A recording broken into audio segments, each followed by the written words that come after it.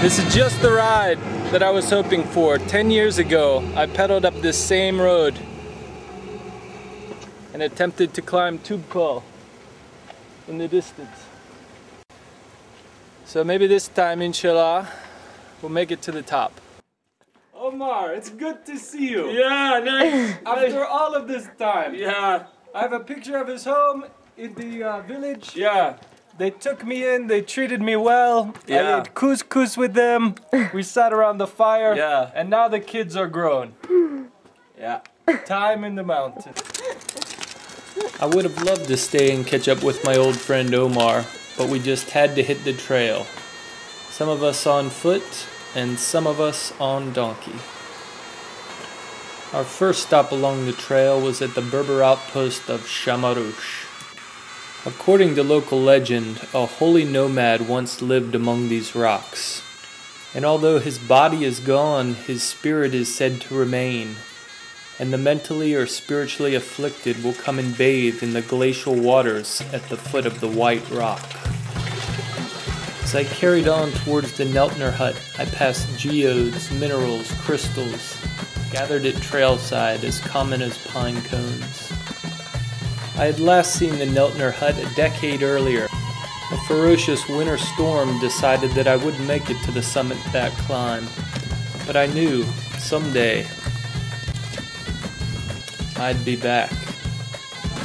When morning came, I took off following the largest group, thinking they definitely had to be headed towards the summit. But eventually I realized that the party I should have followed was a good half an hour across an opposite ridge.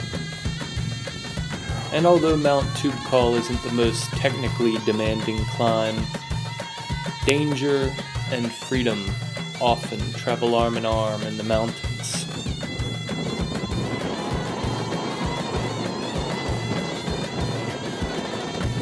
I climbed on, trailing a Basque couple led by a guide. They didn't seem to be faring too well against the sandpaper shards of ice being blown by the high winds. Though we were only at an altitude of 10,000 feet, altitude affects everyone differently. When I passed the couple, they were shivering and vomiting, disoriented, victims of the mountain. Nearing the summit, a lot of the party is going up that far off camber there. Everyone has ice axes but me. So I'm opting to cut across this field over here and go up that steeper climb.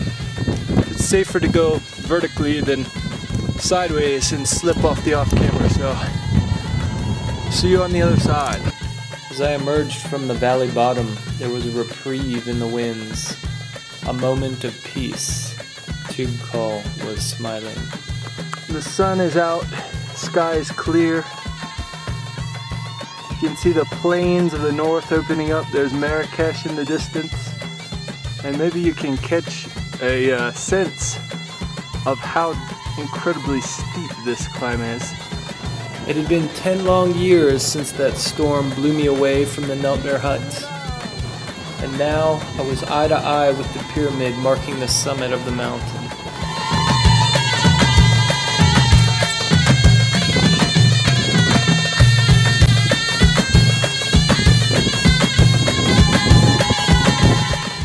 My friend Omar gave me a gift of camel bones. My first visit to this country. I've worn them around my neck ever since.